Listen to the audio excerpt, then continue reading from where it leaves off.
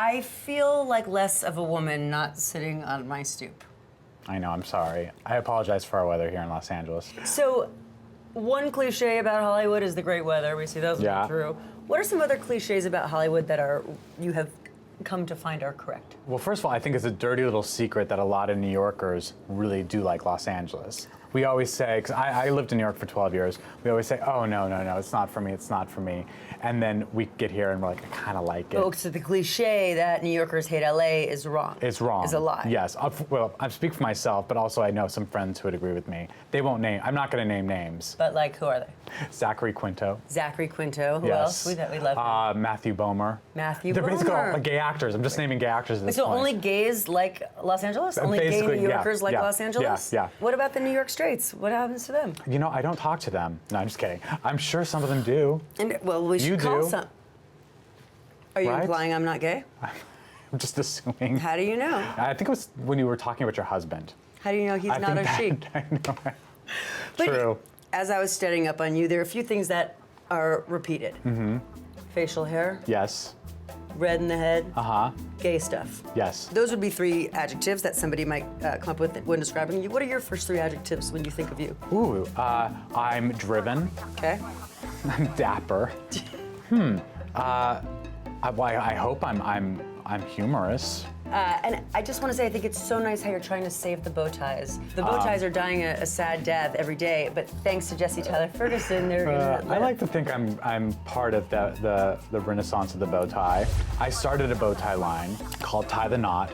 All the proceeds from the sales of these bow ties go to marriage equality. So first of all, how did selling bow ties help gay marriage? I'm very passionate about LGBT rights, but I'm not the type of person that's going to get a bullhorn and go to the steps of City Hall. Okay. I like coming at things with a sense of humor and style, and I like a light touch. That felt really organic to me. Have there been times in your life where you felt like you weren't being organic to yourself? Certainly, like when I was, starting off in my career, and I remember going in for an audition for the HBO series Band of Brothers, and I had to say some really dirty words. And Well, like what? Am I allowed to say it, or are you just Say gonna it. bleep it? Like. So you can see like how uncomfortable I'm getting just talking about it now. I'm also terrible at accents. Like if I try and do an accent, I end up ultimately sounding Indian. Like I'll just start doing an Irish accent, and then all of a sudden it sounds like this. It's terrible. Good news on Modern Family, you get to play gay guy. Good morning, almost husband. Good morning, Set it out! Happy wedding day. It's basically a version of myself. It's the easiest role I've ever had to play. I resent the way you're treating me today, okay? I am not some 1950s housewife.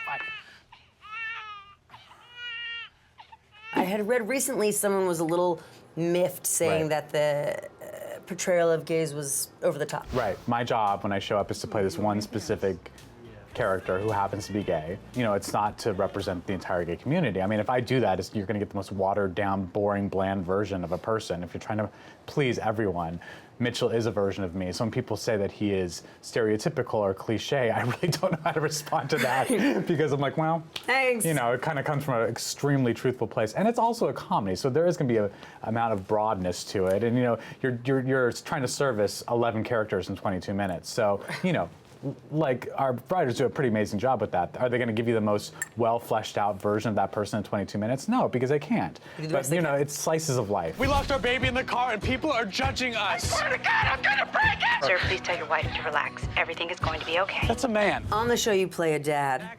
Has it made you want to be a dad? Oh, I've had baby fever since I was like 22. Oh my God, you're ovulating. We're just happy being married right now, so there's no rush. Why was it important for you to get married? When I was a kid, it never seemed like it was even a possibility. So when it sort of became a possibility, I wanted to be just as miserable as all my other married stop straight it. That's friends. not nice. That's super stereotypical. Just saying, we straights are very happy in our, well, some are, some aren't. I'm just. No, I wanted to be a part of the institution. This is the thing. Like, if I'm trying to explain my relationship to someone who I've just met, like, if I say, oh, he's my domestic partner, or he's my even my boyfriend. Like, we wanted a husband, and we wanted to be a part of the institution. So, What would your fans be most surprised to learn of you? I'm actually really super shy. I know. Is that something you hear a lot, or is that you're not shy. You're like I the am. openest, warmest. You've been chatting your face off. I know, but this is easy, and you're easy, and we're, in front of Insultingly easy, like slutty? No. or Well, I don't know. Oh, no. You tell me. How about this? Why don't you just come to Talk Stoop when you make it back out to New York? Perfect. That's my dream. See you in Brooklyn. You're from Brooklyn? Is that where the Oh my Stoop God, is? have you never watched the show?